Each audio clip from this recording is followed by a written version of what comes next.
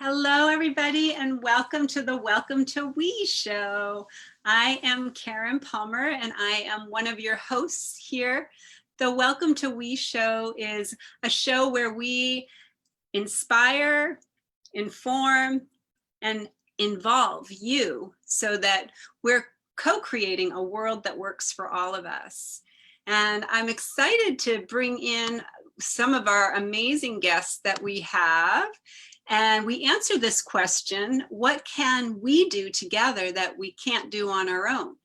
We'd also love for you to type into the chat where you're watching from, and also share this broadcast so that we can get this message out, because this is a beautiful and very important topic that we're going to be discussing today.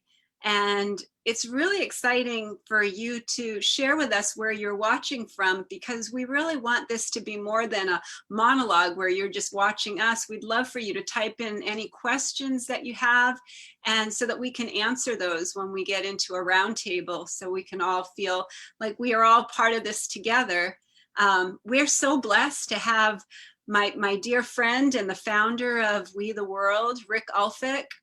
He is also, you can check out we.net and learn all about We the World, but he's also the co-creator of 11 Days of Global Unity, 11 Ways to Change the World, with participants including Desmond Tutu, Jane Goodall, Deepak Chopra, Ensler, Bill McKibben, and many others. Welcome, Rick. Forgot to unmute myself. Thank you, Karen. It's great to be on with you as always. And we have such an amazing show lined up today. In case anyone watching this wants to find out more about We the World and the We campaign, and possibly collaborate with us or even join our We team, you can go to we.net, where you can sign up yourself or your organization or both. And by the way, let me tell you about our host, Karen Palmer. She is a global kindness leader and a live stream social media expert who co-produces several popular online talk shows. She is a best-selling author and is coordinator of We the World's campaign for women. And you can connect with her by going to globalkindnesstv.org.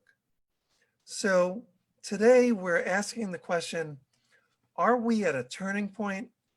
After seeing such frustration and rage boiling up in communities across the United States as a result of decades-long catastrophic racial and economic inequality, after that is exposed for all to see. We have over 110,000 deaths and economic devastation from the pandemic that disproportionately affects communities of color and lower income populations in general, and the continuing culture of racial and ethnic discrimination that is intensified by seeing on TV across the world the deadly use of force by police and others against unarmed African Americans like George Floyd, Ahmaud Arbery, Breonna Taylor, and others. So today we'll be talking with some amazing activists from the Poor People's Campaign, which was originally started by Dr. Martin Luther King Jr. in 1967, and is really at the intersection of these twin issues of racial and economic inequality. To introduce the Poor People's Campaign, I'd like to play a short trailer from the documentary We Cried Power, which is about the Poor People's Campaign. So hang on, I'm going to share my screen.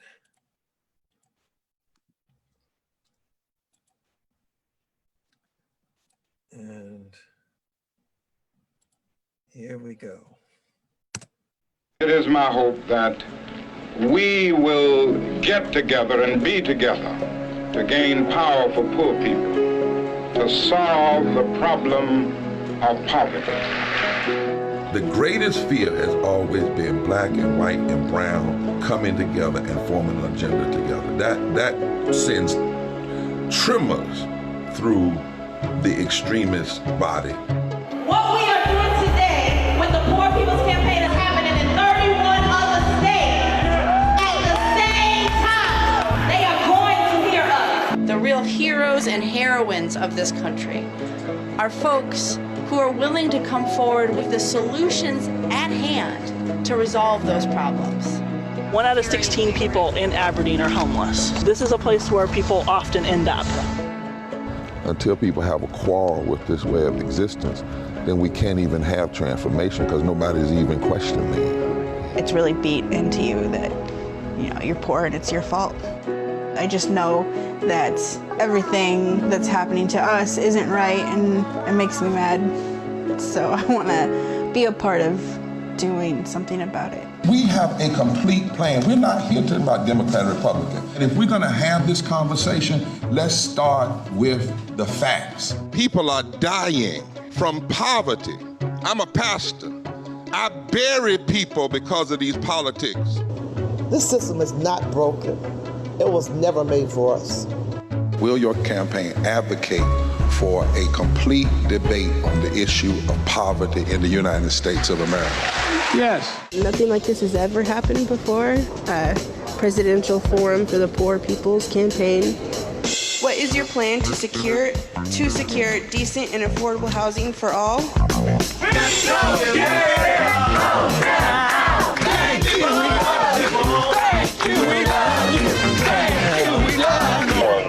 Yeah, I understand, but this is the people's house. Young people better be engaged because they're trying to set in place policies that will exist 30 and 40 years from now. It's movement time, brother. It's movement time.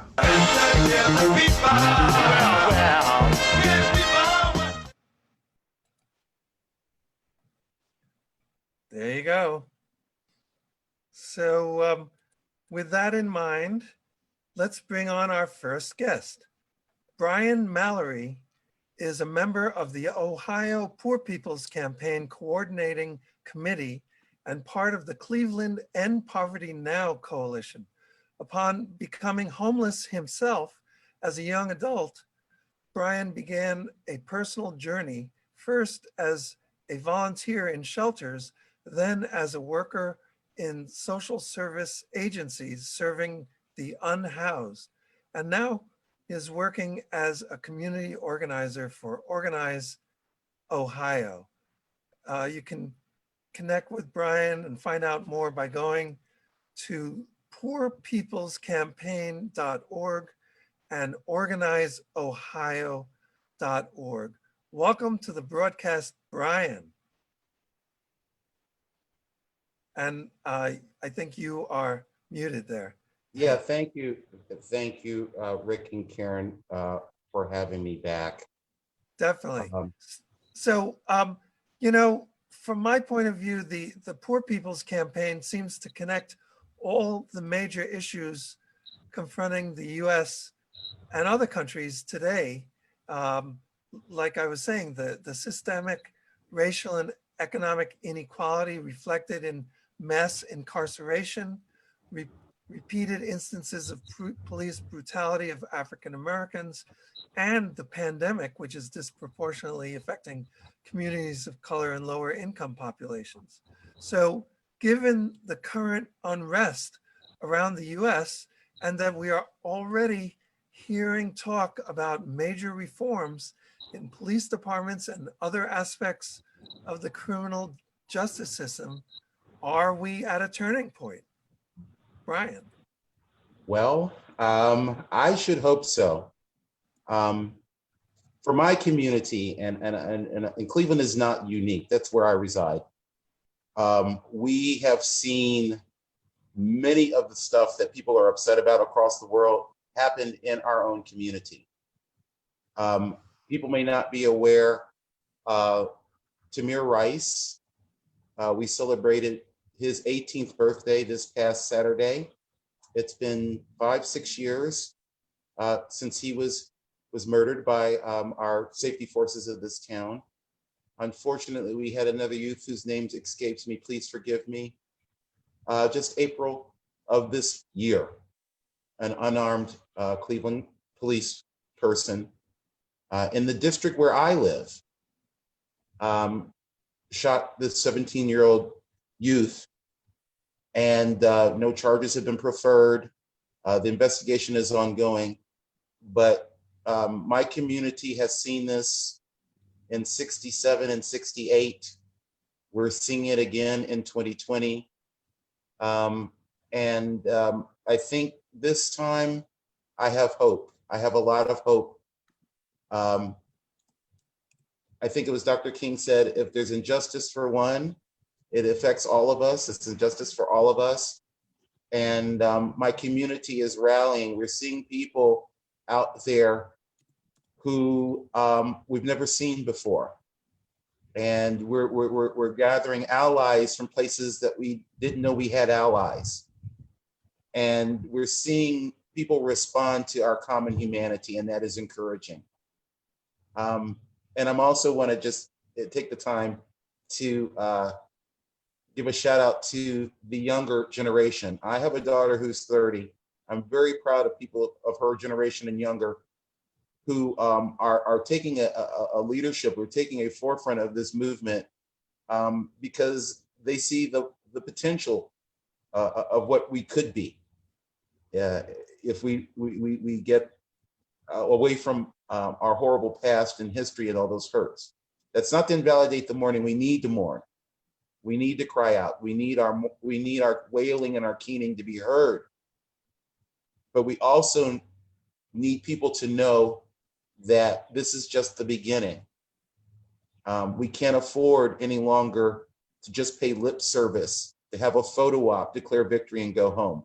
Now is the time, and I believe it is, a new moment where all those of goodwill will get together and work to a solution that works for all of us. Yeah, definitely. Do you want to tell folks a little bit about your background and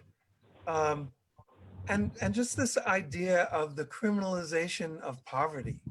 You know, I mean, that is at one of those focal points that we're talking about, where people who are in poverty are getting sucked into the criminal justice system because they're poor. And is it okay to talk about a little bit of your experience in all of that? Well, yes. Again, here in Cleveland, we have a really dynamic group of young folks who formed out of their frustration a group called the Jail Coalition. And they have been a rallying point for old organizers like myself and others and the wonderful work that they're doing around the idea of no cash bail. It is overwhelming that around this country, people who are low income or who are poor can't even afford to pay bail to bail themselves out on misdemeanor charges, very, very minuscule things. And this is a way to pack our jails, make money for the prison industrial complex that supports portions of our criminal justice system, and we feel that is not the way to do things. In the era of COVID-19, here in Ohio, we have an incarcerated population that is a major outbreak of the pandemic in our state. Our governor has recognized it, and what we know is, if you live in a community of color or low income, you are probably over-policed. The police in your area are more likely to arrest you, even if you're calling for some other reason, like you have a complaint. We have too much anecdotal evidence of people who've asked for help from the police being the ones who turn out to be victims of the police. Poverty is like the cement that fills in all of these gaps, that builds this brick wall. mass incarceration, environmental degradation, this false narrative that people in low income and communities of color do not have the ability or the desire to live in a place that is secure and safe, or desire or have the wherewithal to make their communities safe to them. And this is a narrative we have to change.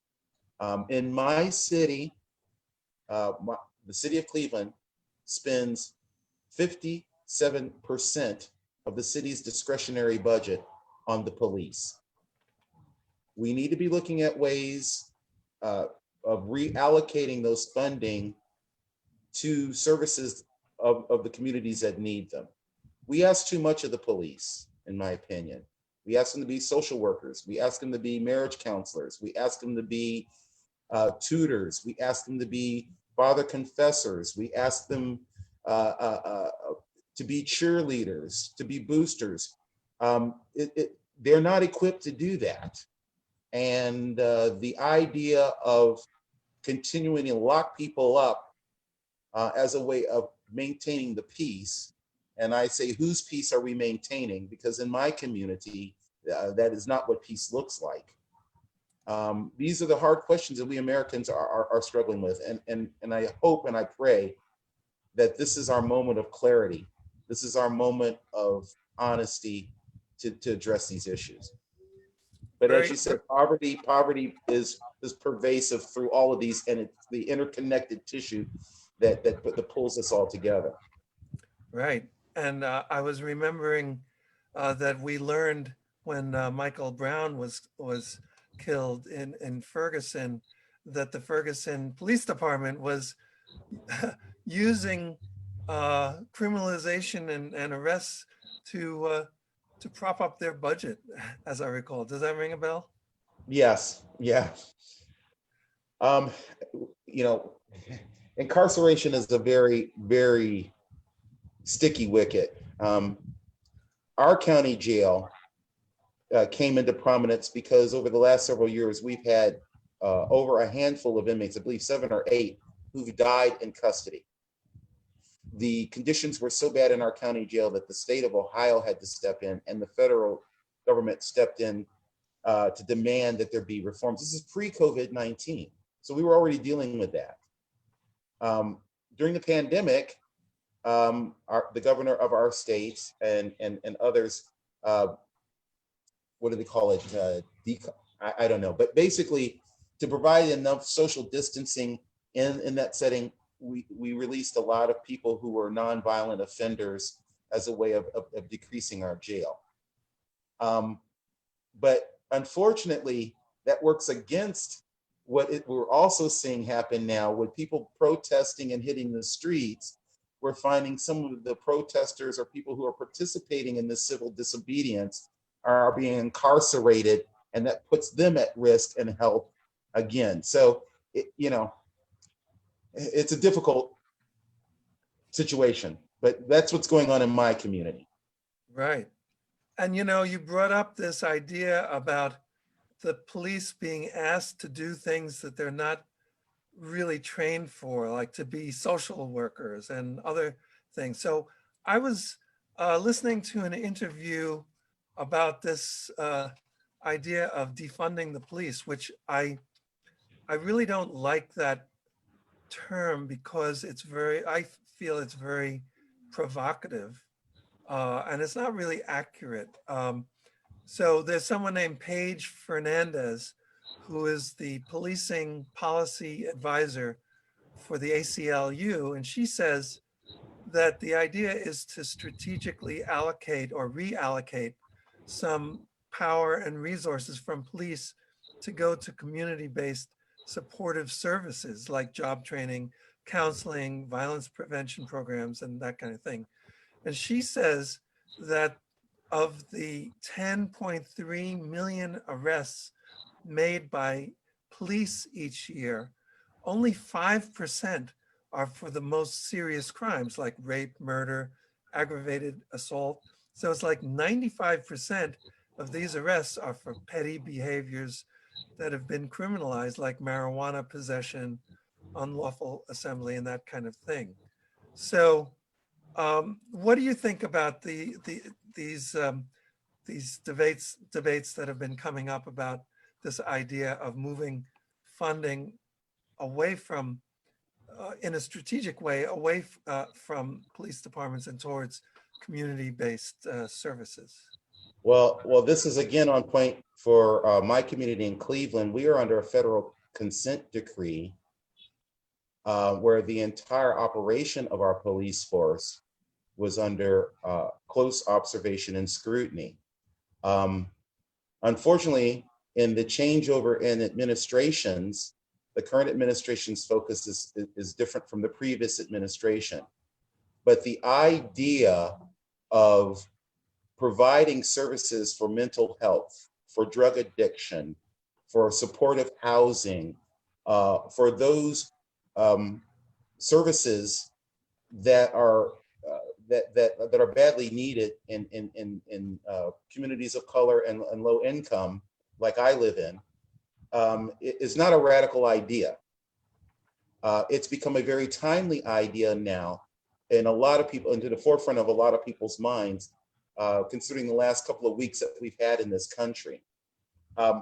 I like the term defund because it is provocative.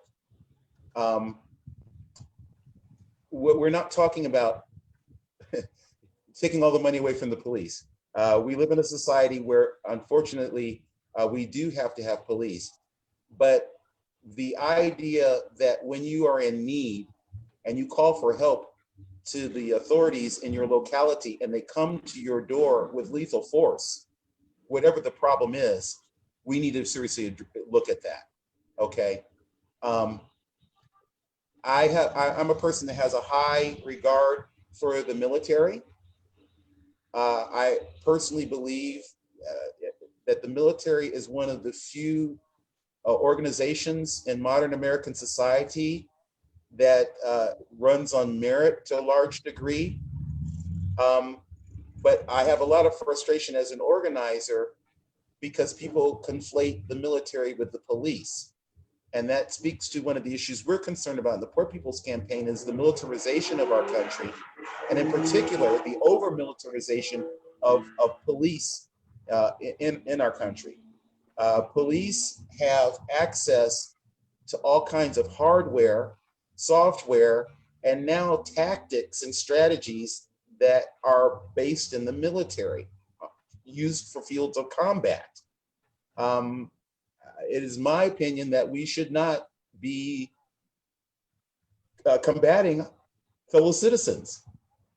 Surely the police has a role in terms of keeping the peace and to keep order, but at the same time, you know, they do not wear the, they do not have the shine or the varnish of the military, in my opinion. And the military has a way of dealing with those folks within their ranks who do not comport to the behavior and the ideals. And we need to have that as well in our police departments. You know, people need to be aware of the history of police in this country, where that comes from, you know, and the history of local policing and what that comes out of. And the history is compelling. And if you're familiar with it, then it's not a large leap to understand why there's so many people in the streets who are performing their First Amendment right of civil disobedience. So why don't you tell us that history? Well, it begins with the original sin in our country, which is slavery. Many local police forces began out of community organizations, posses, if you will. Everybody's familiar with the Westerns, the posse, we'll head them off at the pass. These were formed as a way of returning people back into servitude, freed slaves, runaway slaves and others, and they had to be returned. And that is the sad history of a lot of why we have police forces set up the way they are. Then when you get into Reconstruction and the Jim Crow era, these police forces, these local police forces, were reinforced to back up white supremacy and to reinforce that power structure. So, you know, Americans need to know that little bit of their history, because it is germane to what we're talking about now. I find it amazing that we can, and this may offend some folks, but I'm going to say it anyway. We can understand why a high school student, after 4 months of bullying, might go to a school and try to shoot it up. But some Americans have a hard time understanding how African Americans, like myself, after 400 years of bullying, are frustrated to the point we want to hit the streets. And I just don't get it, you know? That's right. And that's one reason why we're doing shows like this, so people can understand more what's going on. I mean, some people are not, I mean, you know, the point, I think, is to step in people's shoes that maybe they haven't stepped in before. So. And again, we have to consider our history. Let's not, I mean, not to put too fine a point on it, but the Boston Tea Party was a bunch of local folks going to the center business district of their town, committing a lot of property damage to hurt the moneyed elite rulers of their time, to get their attention to the unjust laws and policies that they were trying to perpetrate upon the people. Our country is formed out of revolution. So again, I would remind folks that just because some of these folks may not look like you, or worship the way you do, or love the way you do, or speak the way you do, they are firmly within the American body politic, our political tradition, in doing what they're doing. So I just want folks to be mindful of that. Exactly, because unfortunately, a lot of times the mainstream media focuses on the 2% of people who are throwing rocks through windows and Molotov cocktails into police cars and things like that, even though it's not even connected to the people who are out protesting, but that's what they'll focus on. And, absolutely. And then some people would say, well, at least that makes sure that the media is out there. So, I mean, it's a double-edged sword, but. Well, one of the reasons why I appreciate you and Karen so much is you represent an alternative narrative to the mainstream media. Again, the mainstream media has their own agenda. We're talking about major corporations who have shareholders, who have profit margins to meet. So it's not too terrible a stretch to think that they might not be sanguine about folks busting up a lot of property, causing a lot of property damage to fellow corporate and wealthy entities like themselves. So I don't expect a whole lot of sympathy from them, but I do appreciate efforts of people like yourself and my other brothers and sisters who are out there on the streets, who are tweeting, who are Instagramming, who are Facebooking, who are doing all of they can to get the message out. And the message is traveling. The message is going around the world. And this is a message for the world, because we are not immune in this country. We like to think that we are, but we are not. Exactly. And I've been so happy to hear that the local issues are being brought up in countries around the world. The Aboriginal folks in Australia, that's erupting. I saw that. Yeah, isn't that something? And Spain, and you know, all over the planet. So thank you, Brian. And Karen, you want to bring in our next guest? Yeah, I just want to also just a comment to Brian, because there's so much deep gratitude to you right now in my heart. I just want to thank you so much for taking the time to educate us and to help us to understand more, because I think that we need a new narrative and we need a new way to talk to each other. We need a new way to communicate these important, very important topics. And yes, I'm so grateful for Rick, because using We the World's platform to open opportunity for people to be able to be heard is so, so important. And I am just really honored to bring in our next guest, because Magnificent Mary Aguilera, I'll tell you, she is incredible, and you're going to absolutely love her. She is so inspiring, just like Brian, you know, just knowing that people like that are out in the world, that are really boots to the ground, working to help us to be educated. She is an instructional assistant with the Cincinnati Public Schools, as well as a community organizer in Cincinnati, Ohio. She serves as a tri-chair for the Ohio Poor People's Campaign, a national call for moral revival. So check out the poorpeoplescampaign.org. And Mary, please tell us a little bit about what's going on in Cincinnati and nationally with the Poor People's Campaign, especially in the wake of the latest killings by the police and others against unarmed African Americans. Well, thank you so much, Karen and Rick, and my brother Brian. I just feel so, first of all, just want to say I feel just so incredibly blessed to be here with the two of you, and so grateful to, you know, that everything that brought us together. So big shout out to Jana. Big shout out to Jana Larson, who is behind the scenes and has brought us so many incredible, beautiful guests. I just want to give a big shout out to Jana. She does so much for We the World as part of our We family, and she is such a gift. And also to Sharon Rhea of the No Judgment, Just Love movement globally. She is also part of our We family, and she has been really living the message of No Judgment, Just Love. I've learned so much from her, and I hope that her message just completely goes viral, just like I hope the Poor People's Campaign message goes viral from here.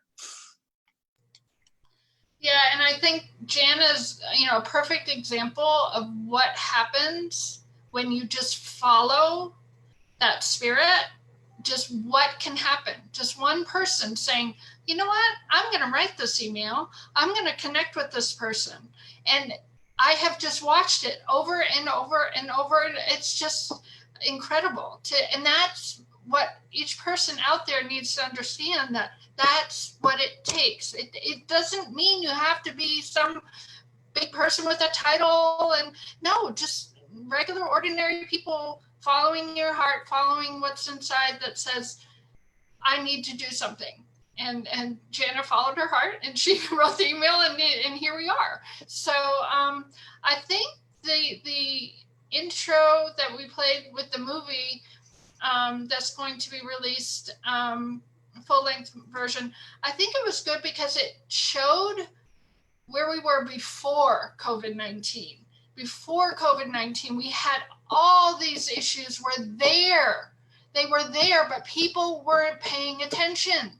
They didn't see it, right? So the Poor People's Campaign, 50 years later, 2018, we revived the campaign because there were leaders that did see it. And they went out and they had talked to the people in the communities. They took bus tours and they met with people. They studied. They did a whole Souls of the Poor-Folk audit. And they got the statistics as well as the stories from the people. And they knew that these, Reverend Barbara calls them fissures, these fissures in our society. And then what happens is COVID-19. And then literally everything, we knew this was coming. We didn't know how, we didn't know why. And I think we even may have said this in our program, that it's going to collapse. Something, somehow, some way. We didn't know exactly what it would look like, but we knew that our society, the way it was going, was not going to survive. And you can come up with all sorts of ideas of you know, why that happened. But when you build a society that's built what we've built our society on, capitalism and profit over people and the planet and everything, it's going to collapse. And that's what happened. And now everything that we've been talking about is literally in the news every day. And, you know, I feel so blessed, and I kind of have this big picture theory of there's a reason why we started in 2018. There's a reason why Reverend Barbara says we built a foundation, and we built a foundation of people that had gone to, you know, that organized for 6 straight weeks in 2018. We built relationships. We built a foundation of people across this country. And every time we came together, we built another foundation, another layer, another layer, another layer, until now that COVID-19 hit and all these other things hit, we are here to help people connect and understand these narratives that we've been talking about. These are all symptoms. You know, everything that's happened are symptoms of these systems, these systemic systems that were put in place. Like Brian said, you know, were put in place from the minute our country was created. So now I think it's our job to help everyone understand how they're all related and where to go. You know, we have principles where this is a moral revival. It's the Poor People's Campaign national call for moral revival. So those morals are going to be what helps us fuse together. We call them the moral fusion. And this moral fusion that's what's happening right now. That's what's happening in the streets. That's what's happening across the world, is this moral fusion of people saying no. And this moral fusion is now going to be the foundation. It's another layer of a foundation that will help us move forward using the demands of the campaign to you know, really create this beloved community. And remember, there's a recent interview, I think it's one of my favorite ones, and I've watched a lot of Reverend Barber's interviews. It's in Time, on the Time magazine, and he talks about how, you know, everybody's holding up these signs saying, "I can't breathe." Well, it's like the whole nation, the whole world is saying, "I can't breathe," because of the oppressive systems that are, you know, and because of the pandemic, now it's freed us up in a sense to be on the street and to really say, "I can't breathe. I can't," you know, for whatever reason. We all have our own reasons why we can't breathe. And he says it's our democracy is trying to breathe. You know, the people on the streets, we're not done yet with this experiment of you know, and we can't live in that world of it's not possible, because look what's happening. Do you feel that this is a turning point for us? I do, and I hear it from my brother, you know, Brian. I hear it from so many people in my community, my African American and Black community. They're saying this is different. This is different. I've heard it, and unsolicited, they just say, and they also say about the young people too, you know, are the younger generation. Those two things is a common thread that I hear from the people that have been trying to get everybody else to hear, is it's different. And the young people are the ones that are, you know, they get it. They just get it. Nobody has to, you know, tell them. They just need an opportunity. And this is it. Yeah, my daughter contacted me a couple of days ago, and she's 24, and she was just in hysterics, crying. And she was saying, you know, I feel like I'm helpless and I don't know how I can help. And I said, that's what this power wants us to believe, but it's not true. So don't believe that narrative. And I said, you're so good on social media. You're so good with, you know, getting emails to people who you need, you know, who need to hear things. And I said, don't allow yourself to believe that you are helpless, because that becomes part of the problem. And so I think what you and Brian just shared here, I'm excited to share this broadcast with her. She'll be here this evening, but she's been in San Francisco. And what I've been excited about is that there's so many peaceful protests that are really taking over. And Lynn McTaggart, the Power of Intention, has been doing these beautiful intentional Power of 8 groups. There's over 5,000 in one on a Facebook group that are doing these Power of Intentions and holding the vision of our planet, doing peaceful protests for moral revival, you know, and so it's really, your message is really hitting home, and it's really getting out to the mainstream.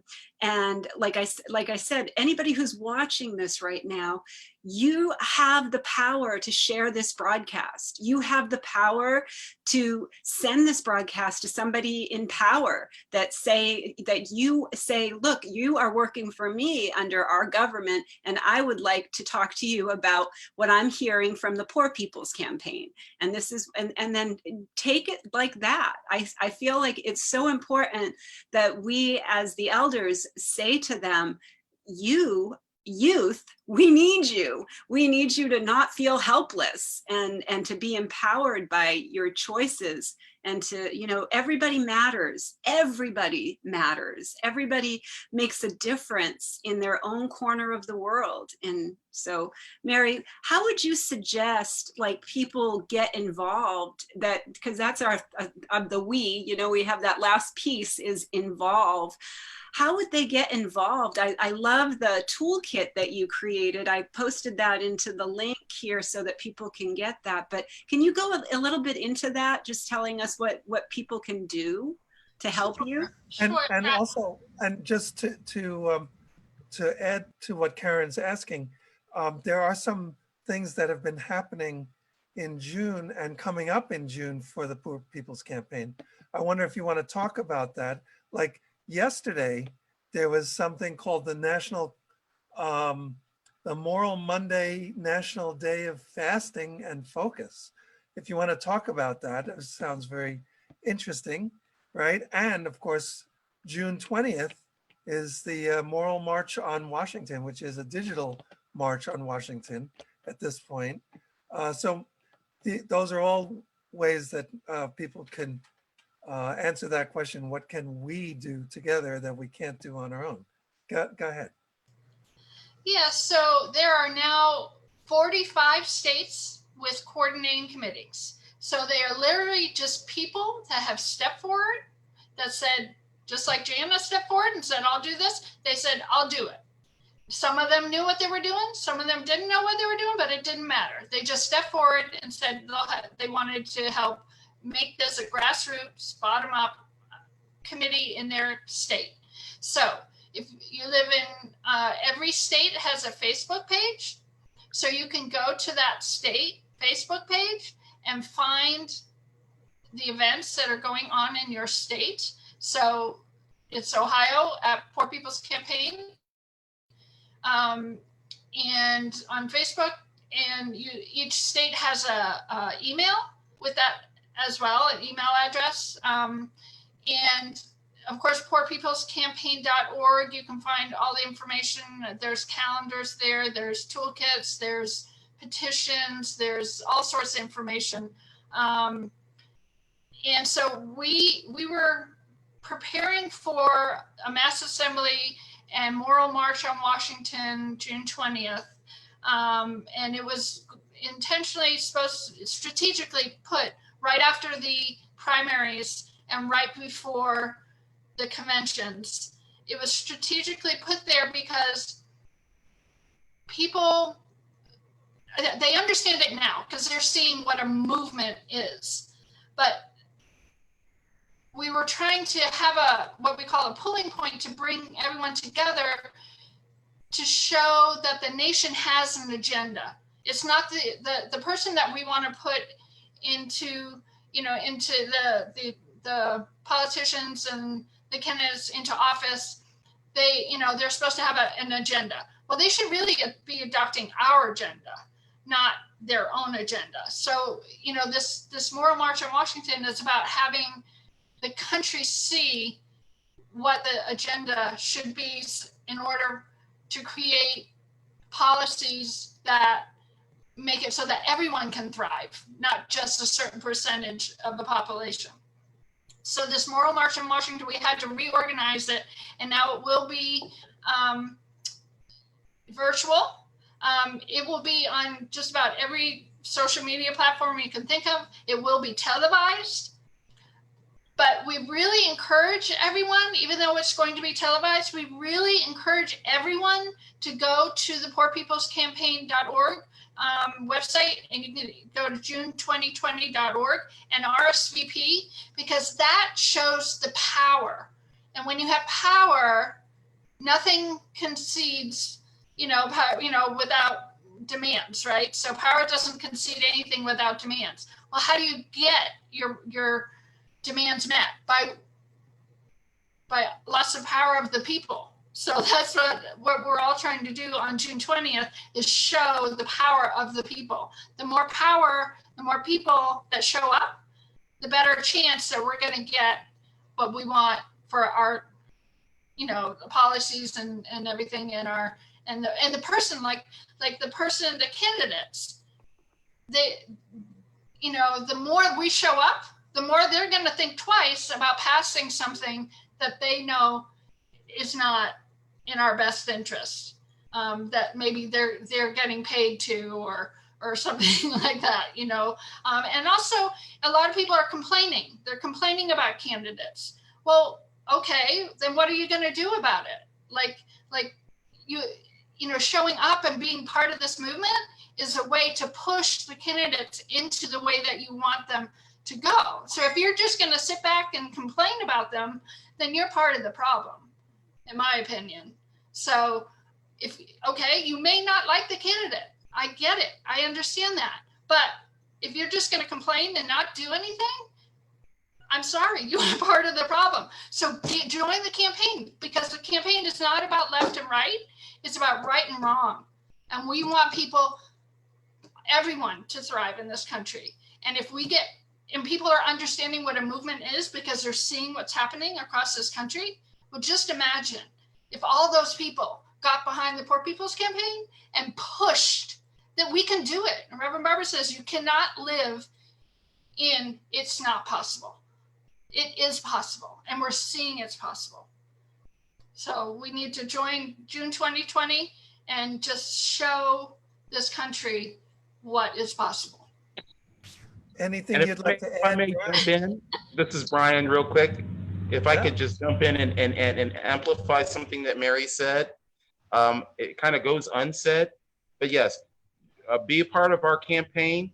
But very importantly, folks, you have to get out there and vote. You must register to vote. You must vote and be a part and get counted for the census. That's so vitally important. See, in the movement, we have a saying, people talk about being woke.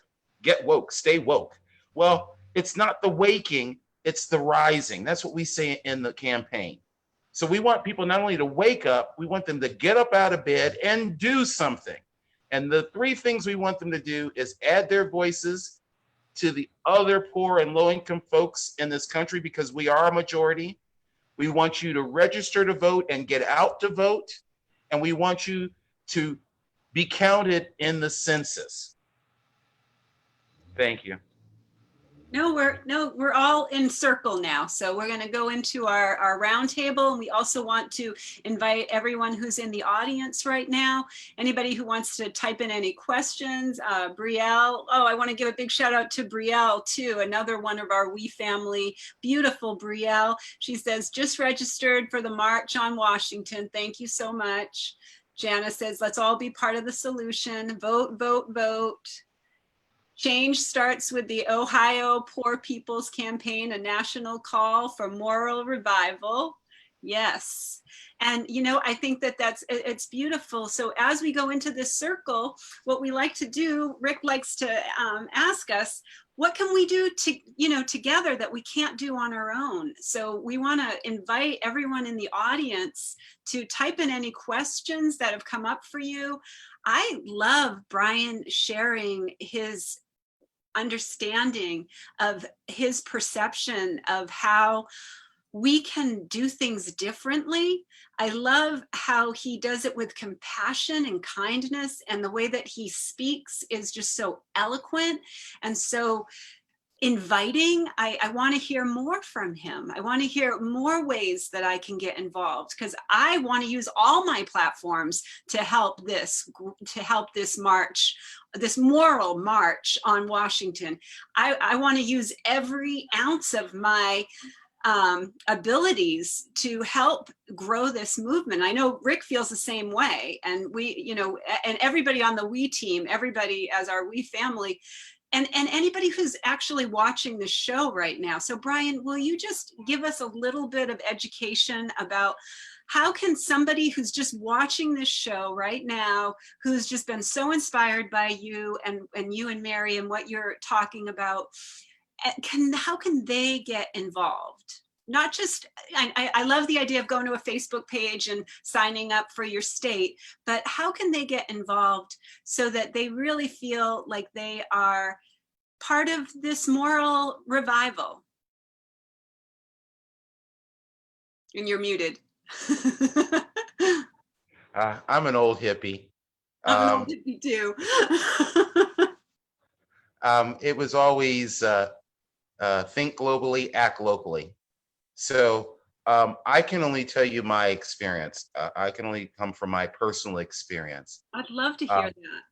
It started with my family, modeled for me by my parents.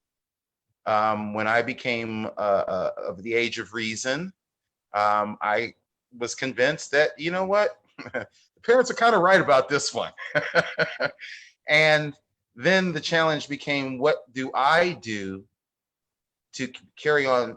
It's like a relay, and the baton was passed to me from my parents, and now passing it on to my children and to my grandchildren. But it's real simple. Have those hard conversations that we have within our families, but let's expand that to within our neighborhoods, to within our community as a large, in the public square, in the public forum. And then we will find, I truly believe this as a tenet of faith, that we will find that there's more that unites us than divides us. Because when we can see the humanity of ourselves and another person, we're less likely to harm that person and to do harm to that person. And that is the salvation, I think, for our country.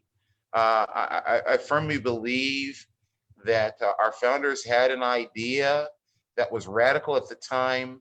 You know, we're supposed to be always striving toward a more perfect union. By my way of thinking, what we're seeing in our streets and towns in our country right now is us striving toward a more perfect union. That is my fervent hope. That's the vision I'm holding too, Brian.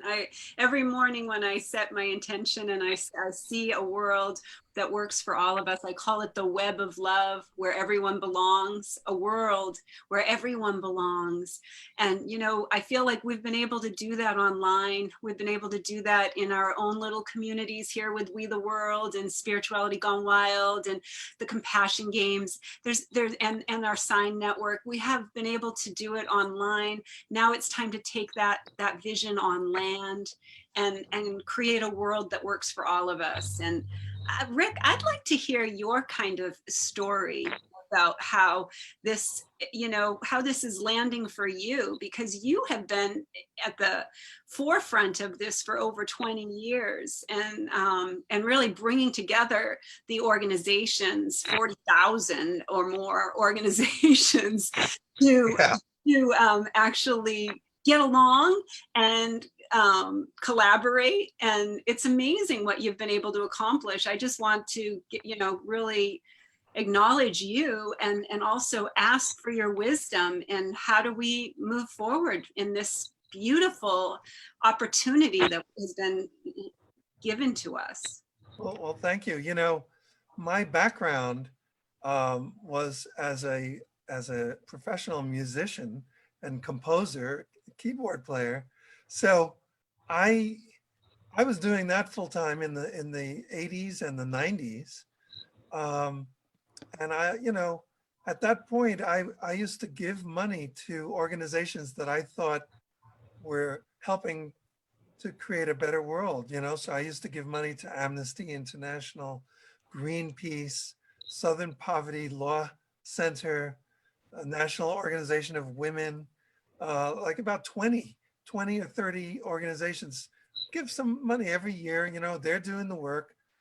And then in the mid 90s, I started to look around. Didn't seem like the world was becoming a better place. I thought, well, maybe there's something I could do that's more direct, hands-on, So I started volunteering with organizations and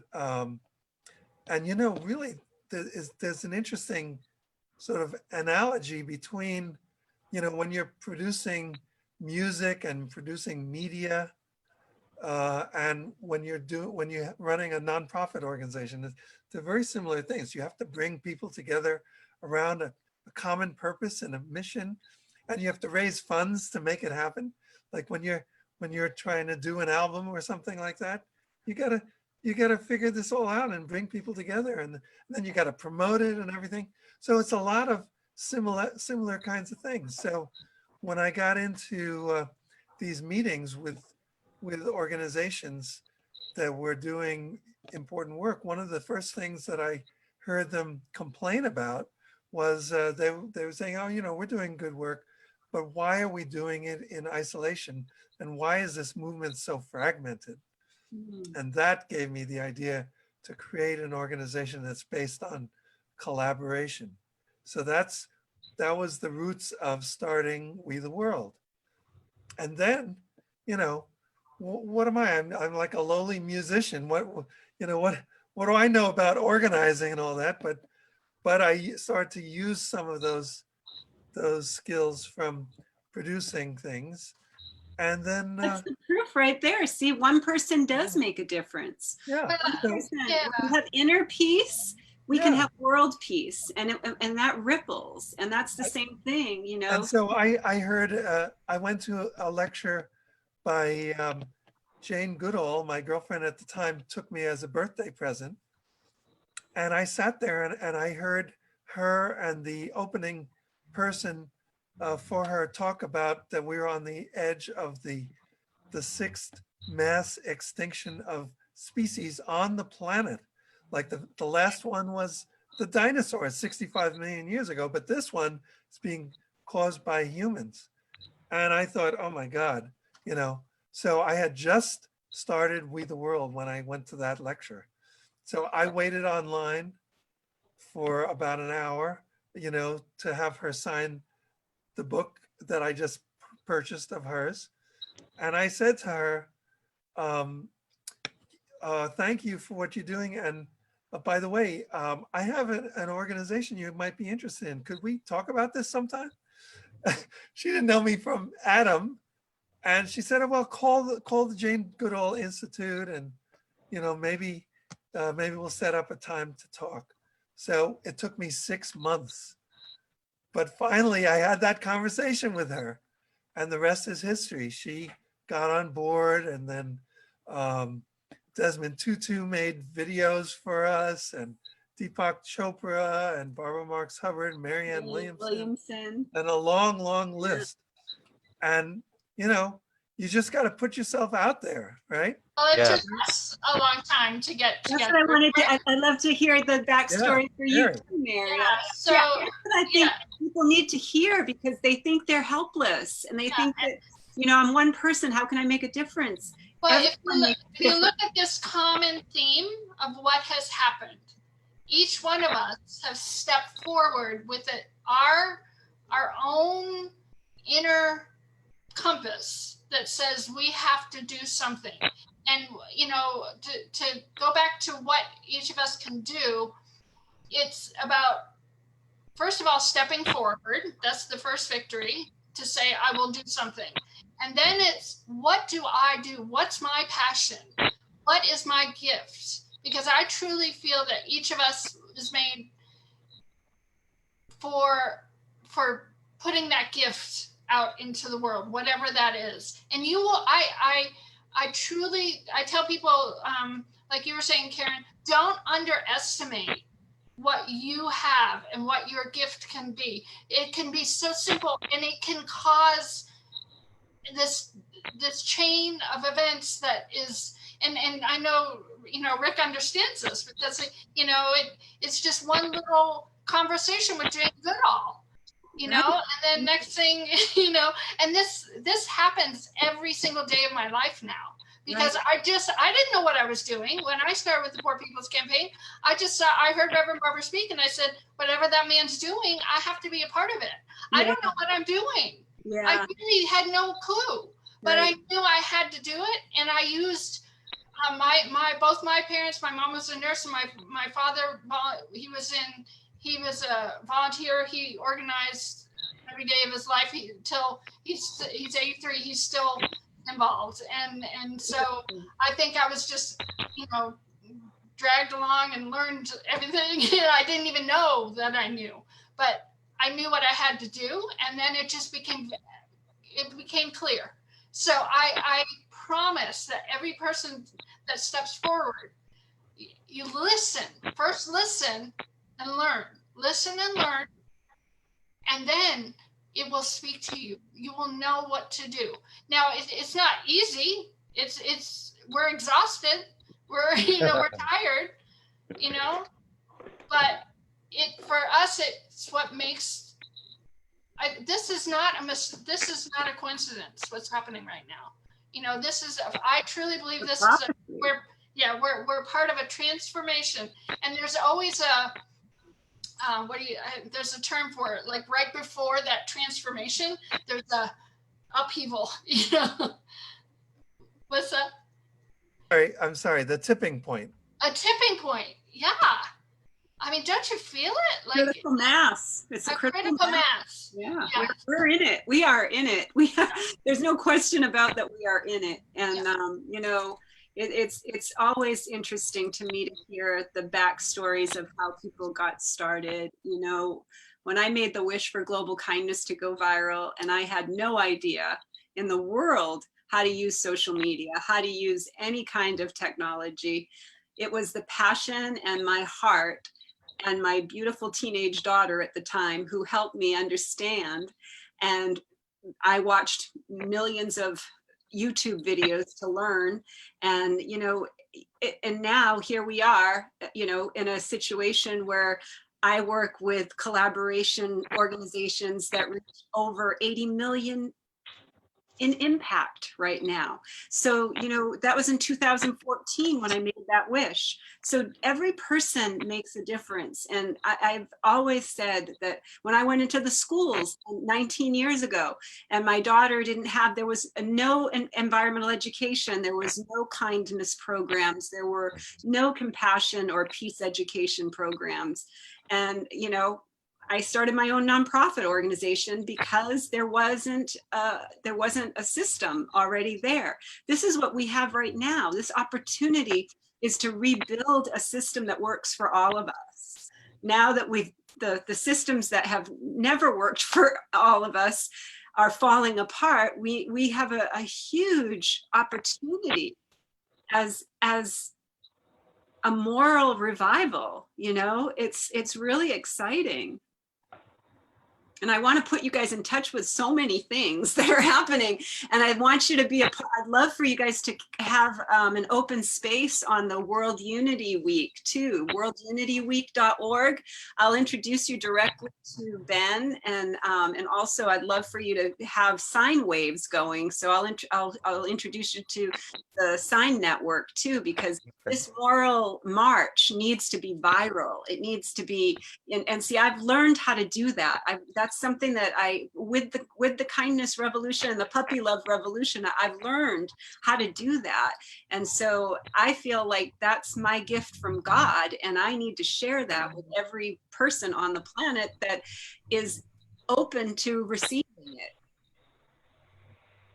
And I'm so grateful that we're in circle here together like this right now, because it's so beautiful to be able to connect with you and hear the backstory. And, you know, like I said, Brian, you're such an eloquent speaker, and you really help educate. And I love how Mary does that too, with so much, there's just so much kindness and compassion in the way that you educate us. And not like, you guys have done this. And, you know, when we talk about white privilege too, like I said to my daughter, she goes, I know I'm white privilege. And I said, yeah, but see, this is the problem. We're trying to be us against them again. We need to realize that we're all a global family, and we've made some choices that haven't been for the good of the whole, but we can come back to a new conversation. And that's so beautiful. Like how Brian says, we can have a new narrative here. And what would that look like? Well, Karen, you said something that really struck home to me. Speaking of inner peace, that's how I started my journey in this, unknowingly. But I had issues in my personal life that were keeping me in turmoil. So the first step I had to learn was to get self-knowledge and inner peace. And that has informed all of my organizing and all of my human relations since then. The ironic thing for me is my family in the faith tradition we're firmly rooted in, that lesson had been hammered into my head from as long as I could recognize my parents' voices, I'm sure. But sometimes the longest journey is from the head to the heart. Definitely. And sometimes people have to not just understand an experience, but they have to live an experience to truly appreciate that experience in all its fullness. I think our country has suffered enough from self-inflicted wounds. It is my hope that this time around we get it right. And the last thing I'm going to say about this is a very, very dear friend of mine shared something that I'm going to try to share with you without choking up too much. He was talking to his children. And I told you, my daughter is about 30. We all have kids around the same age. And he wanted to hear what his children felt, touch base with them, with their anxieties, their worries, their fears about what's going on currently. And as he patiently listened to his children tell them what their concerns were, the first words out of his mouth, he said, Brian, I was struck with the fact that I had to apologize.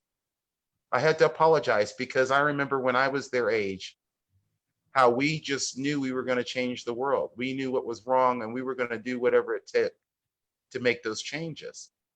And he said, I had to apologize to my children and tell them, we did as much as we could, but we didn't get the job done and we failed you and we're sorry.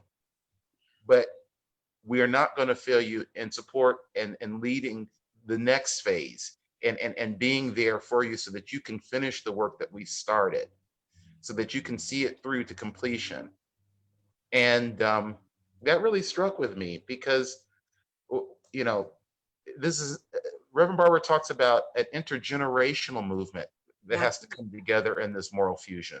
That's it. We need that. And that will save us if we commit to it. I firmly believe that with all my heart and soul. I firmly believe it too. So Definitely. Rick, shall we go through for people to find out the best way to connect, and or shall we Sure. find out Sure. how shall we move forward? Yeah. Well, there's some things coming up. I wanted to let people know what's coming up. June is this amazing convergence month that's happening. June is actually International Children's Month, and that was founded by Heidi Little, who's also part of our We team. So if you go to internationalchildrensmonth.com/2020, then you'll see all the stuff that's going on for International Children's Month. The next Welcome to We show, we normally do the Welcome to We show just once a month, but in June, we're doing it just about every Tuesday at 6 p.m. Eastern time, like this one. So the next one is going to be June 16th, and we're going to be featuring World Unity Week, which Karen mentioned. And so we will have Ben Bowler and John Raymer from the Sign Network that she was talking about in the Compassion Games, and Monica Willard, who is doing so many amazing things. She is the UN representative for the United Religions Initiative, and they have a major anniversary that is part of World Unity Week coming up in June. And she's also the co-chair of the NGO committee for the International Day of Peace. So June 13th is the 100-day countdown to the International Day of Peace, and which takes place on September 21st. It's also June is also the 3-month countdown for 11 Days of Global Unity, which is was started by We the World in 2004 with video by Desmond Tutu and Jane Goodall and Marianne Williamson and the whole long list, and Deepak Chopra. So we had our 15th anniversary of that last September, and we broke all our records and reaching about 5 million people, and we want to go even further this time.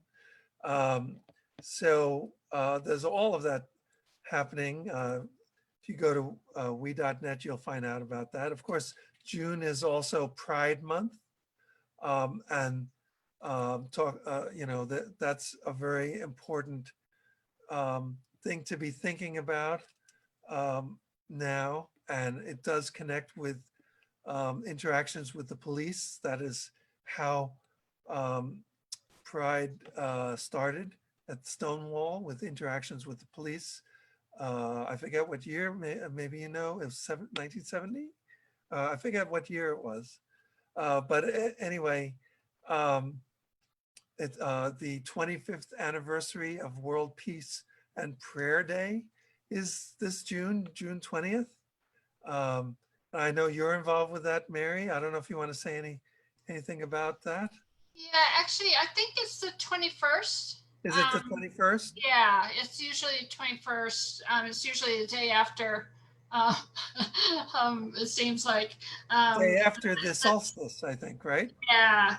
Yes. Right, exactly. And I think because it's the 25th anniversary, some indigenous groups are doing a few days. I think from the 18th to the 21st, Chief Arvil Looking Horse is doing like from the 18th to the 21st, and I think they're involved with International Children's Month too. What else do you know about that? And actually, I apologize. So I may not be correct on those dates, but I actually was here last year. It was in Cincinnati. So last year we came right from the Poor People's Campaign Congress, National Congress, and came right here to World Peace and Prayer Day. And we had it here at Fort Ancient. Our local Indigenous brothers and sisters are also helping organize it this year. And I apologize, I tried to look up the dates, but yeah, usually it's a few days, and they'll light a ceremonial fire and keep it lit for a few days, and just come together. And then on the last day, they'll have, you know, a bigger event and things that can bring everyone together.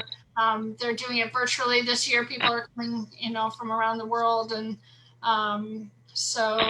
but I can get you more of that information, you know, so you guys can lift that up. And we actually had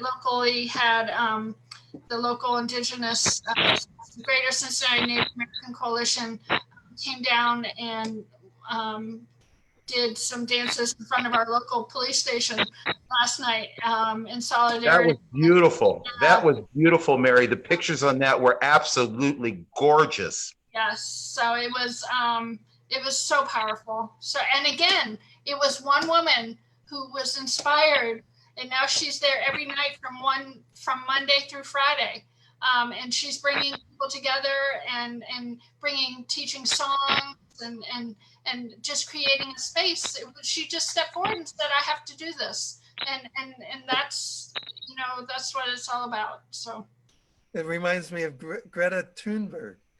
Yes, and that's exactly what she did. She focused on climate change and the stats, and she said, why are the leaders not doing anything about this, or not doing very much? And she started a global movement herself, the Fridays for Future. And Rick, I just very quickly looked up Stonewall, June 28th, 1969 to July 3rd, 1969. Wow. So 51 years as of this end of this month. Isn't that something? Yeah. Yep.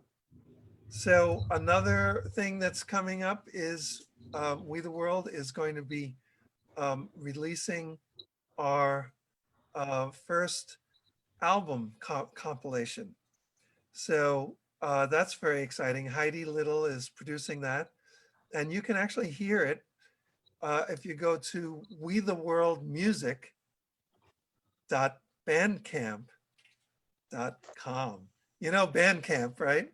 It's a fun site where you can hear a lot of music. So it's wetheworldmusic.bandcamp.com.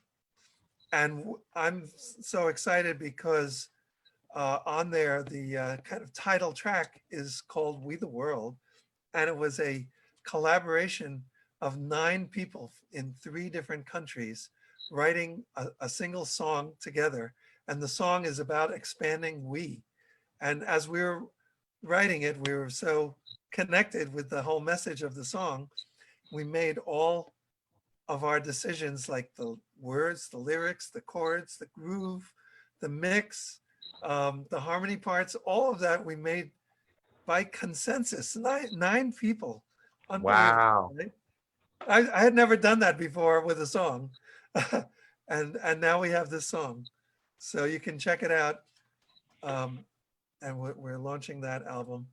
So if anyone wants to collaborate, go to we.net, and specifically you can go to we.net/partner. And if you go there, then you can sign up as an organization or as an individual and join the We team.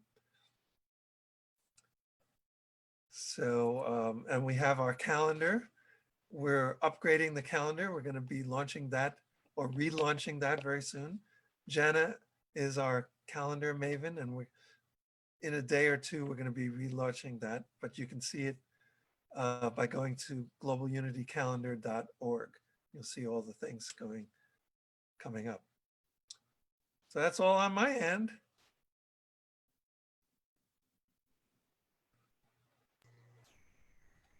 So any yeah, final words? You know, I think there's so much information out there. They're on YouTube and on social media around the Poor People's Campaign, and looking up, just listening. If you just listen, Reverend Barber and Reverend Liz Theo Harris, you know, the story how they came together. She had been working in, you know, trying to revive the Poor People's Campaign, had this idea, and then Reverend Barber with this kind of moral fusion, moral revival. And so that's how we got the Poor People's Campaign, a national call for moral revival, because you really can't have one without the other. And so if you know, read up on them, because every time they open their mouths, they teach, and that's really what this campaign is about. Is they use their resources to teach us so that we can bring that into our community. And so all you really need to do is to go out and listen to the two of these leaders, read their articles, watch the videos, go to YouTube, look up, and I promise you will hear, you know, the message. It will come through. However it will come through for you, it will come through, and you'll know what you need to do. And just reach out to your local, you know, in your state, and try and hook up and reach out to your local community, find the people that are doing the work already, and plug in with them as well, and say, you know, these are my skills, and this is what, you know, how can I use them to help? So that's what I would recommend people do. Well, it's all about we, right? Yes. As Karen likes to say, we from a me to we. From me to we. So as we always end our show with this quote from our dear friend Jonathan Granoff, at the launch of we.net and the We campaign, he said, I hope, right, exactly. I hope we expand so much that there is no longer any them. Thank you. And bye-bye. Bye, everybody. Remember, be kind to each other, and really be kind to yourself, and ripple that to your community, to your family, and to all the beautiful people in your life. We're all in this together. Bye, everybody. Bye.